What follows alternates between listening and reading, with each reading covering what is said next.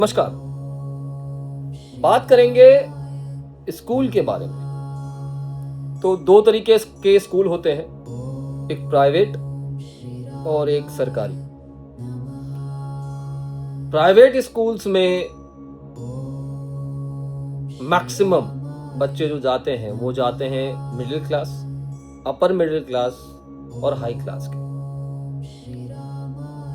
Upper middle class के school के बच्चों का स्कूल अलग है, हाई क्लास वालों का उनका भी अलग है, एकदम अल्ट्रा रिच वालों का उनका तो अलग ही है, और मिडिल क्लास का भी थोड़ा बहुत है।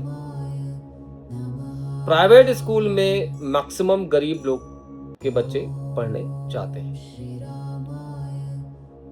तो विषय क्या है? विषय ये है कि क्या प्राइवेट स्कूल अच्छे हैं या वो शिक्षा को सिर्फ महंगा बना रहे हैं। तो दो पक्ष हैं इसमें भी। निजी स्कूल, प्राइवेट स्कूल जो है वो शिक्षा को बेहतर बना रहे हैं।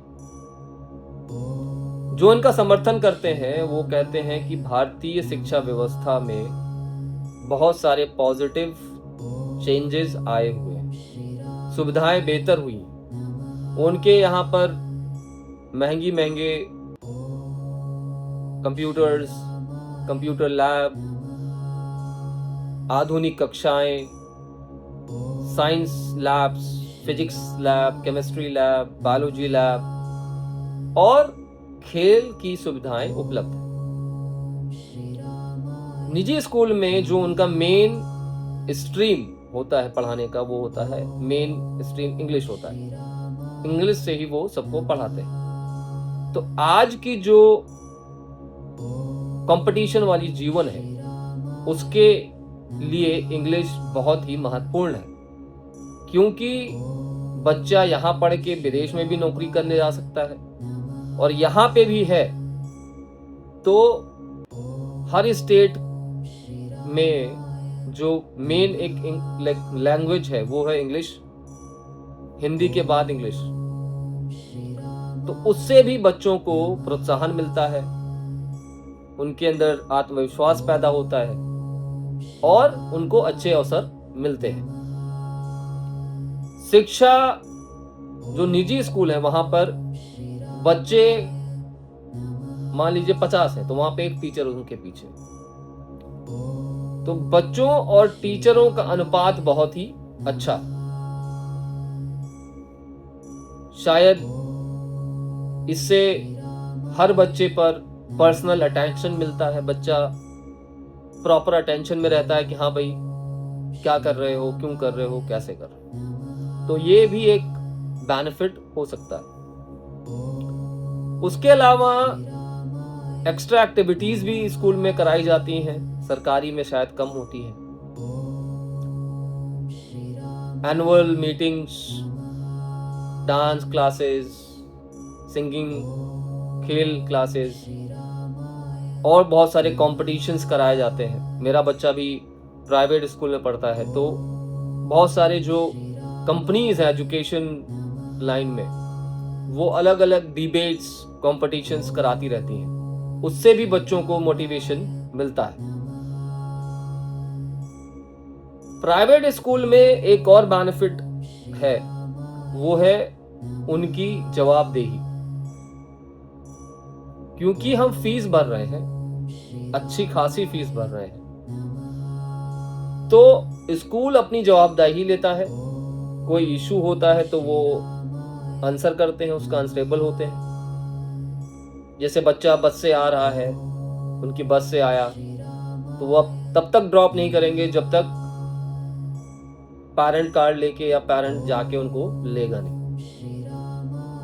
तो इससे जो प्राइवेट इंस्टीट्यूशंस हैं जो एजुकेशन लाइन में हैं वो अच्छा काम करने के लिए बाधित हो जाते हैं। एक और चीज है, क्या शिक्षा सिर्फ महंगी होती जा रही है? हाँ, शायद लगातार फीस बढ़ रही है, जो प्राइवेट स्कूल है वो हर साल अपनी फीस बढ़ा देते हैं। उसके पीछे महंगाई एक कारण होता है, लेकिन जितना ग्रोथ आपकी सैलरी में नहीं होता है, उससे ज़्यादा ग्रोथ उनके फीस में हो जाता है। इससे जो मध्यम परिवार के लोग हैं, उनके ऊपर बोझ बढ़ जाता है। एक और प्रॉब्लम है, इन्होंने एजुकेशन को बिजनेस बना लिया है और ये बहुत काफ़ी हद तक सही भी है कि बहुत सारे स्कूल सिर्फ अपने प्रॉफिट पे ध्यान देते हैं, अपने मुनाफे पे ध्यान देते हैं, जबकि ये टैक्सेबल नहीं है। लेकिन उनका जो मेन फोकस होता है वो फीस पे ज़्यादा होता है। इसकी वजह से जो बहुत सारे छोटे-छोटे बिजनेस जो है वो एजुकेशन लाइन में आने लगे। सरकारी स्कूल में वहाँ पे यूनिफॉर्म, बैग, किताब गवर्नमेंट देती है। प्राइवेट स्कूल में ये खर्चे पेरेंट्स को ही उठाने पड़ते हैं, जैसे फीस के अलावा उनका यूनिफॉर्म, उनके 2-2 यूनिफॉर्म होते हैं, सैटरडे या वेडनेसडे के अलग और बाकी दिन के अलग, जूते अलग, क्वालिटी जूतों की होनी चाहिए सेम। उसके बाद में बहुत सारे बसों के खर्चे, एनुअल फंक्शंस के खर्चे, तो ये सारे खर्चे भी पेरेंट्स के ऊपर बोझ डालते हैं। दिखावा भी शायद प्राइवेट स्कूल्स में ज़्यादा है, बिकॉज कंपटीशन ज़्यादा है एज अ बिजनेस। उसकी वजह से उनके बस बोलेंगे हमारे यहाँ 100 बस है, बोले हमारे यहाँ 50 बस है। बिल्डिंग को कलर कराना, तो वो खर्चा कर रहे होते हैं, वो किससे वसूलते हैं? पेरेंट्स से। तो कहीं कहीं पे सिर्फ कंपटीशन में रहने की वजह से मेन सब्जेक्ट जो है शिक्षा, वो पीछे रह जाती है।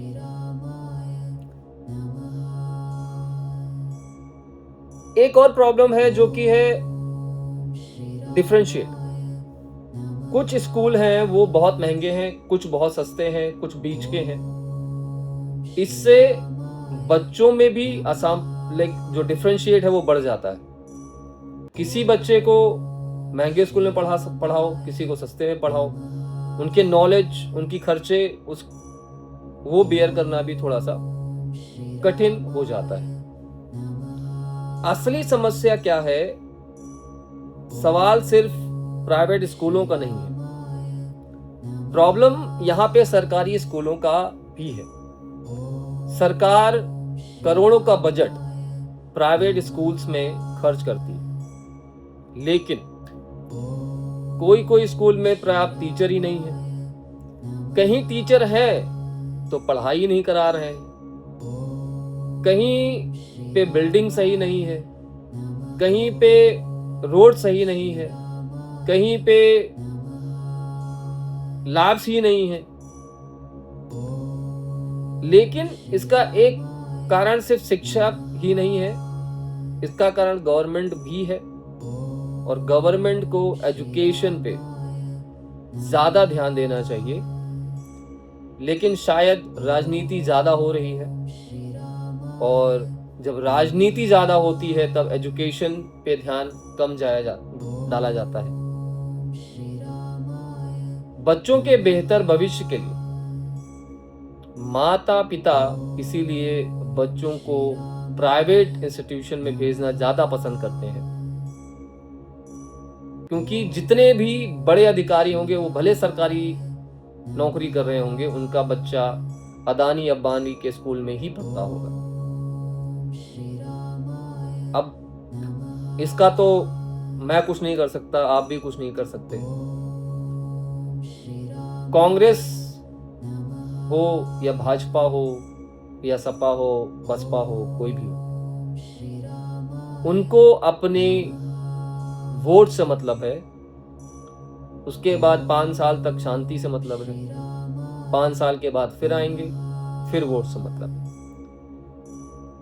एज अ पेरेंट आपको कुछ चीजों को ध्यान में रखना है। जब भी आप एक इंस्टीट्यूशन को अपना बच्चा सौंपते हैं कि भाई make him a good man, सिर्फ ये मत देखिए कि उसकी इमारत कितनी बड़ी है, उसकी फीस कितनी ज्यादा है। उस पे जो मेन चीज आपको चेक करनी है वो है उनके जो टीचर्स हैं वो कितने क्वालिफाइड हैं, बच्चों ने एक्चुअली सीखा क्या, उनको नैतिक शिक्षा मिली कि नहीं मिली, वहां पे ग्राउंड्स हैं बढ़िया कि नहीं है। बहुत सारे स्कूल हैं सिटीज के अंदर, क्राउडेड सिटीज के अंदर, उन्होंने स्कूल तो खोल लिया है, उनके पास प्लेग्राउंड तक नहीं है। वहां पे आपको एक चीज और चेक करनी है, आपके बच्चे का सिक्योरिटी कैसा है, डिसिप्लिन कैसा है वहां के स्कूल का। और स्कूल सेलेक्ट करते हुए आपके बच्चों का राय भी लेना जरूरी है, उनकी रुचि और उनके विकास भी जरूरी है। तो क्या निजी स्कूल शिक्षा को बेहतर बना रहे हैं या महंगा? सच्चाई यह है कि दोनों बातें कहीं हद तक सही है, महंगी भी हो रही है और क्वालिटी भी आ रही है। बहुत सारे निजी स्कूल अच्छी सुविधा देने के नाम पर पैसे भी लेते हैं, बट ये आपको देखना है कि आपके बच्चे कहां पढ़ेंगे। किसी भी स्कूल को देखने से पहले उसके बच्चों से बात करिए, वहां पे क्या एजुकेशन का स्टैंडर्ड है, वहां पे अपने बच्चों को भेजिए। कमेंट बॉक्स में अपनी राय जरूर दीजिएगा। जय हिंद, जय भारत, धन्यवाद।